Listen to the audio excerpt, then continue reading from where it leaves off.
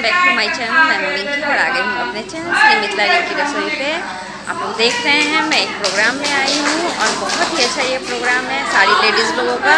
और आपको आगे आगे इस प्रोग्राम में क्या क्या होता है दिखाती हूँ।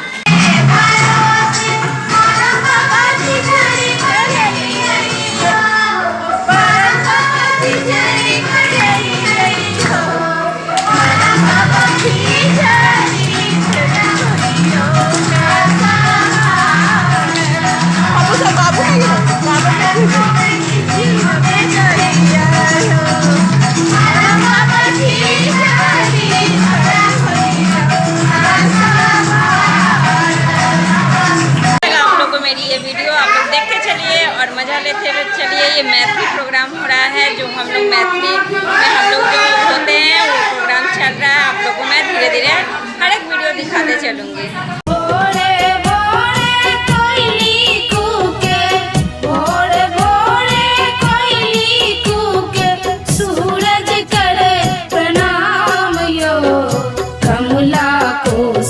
चरण पखारती मिथिला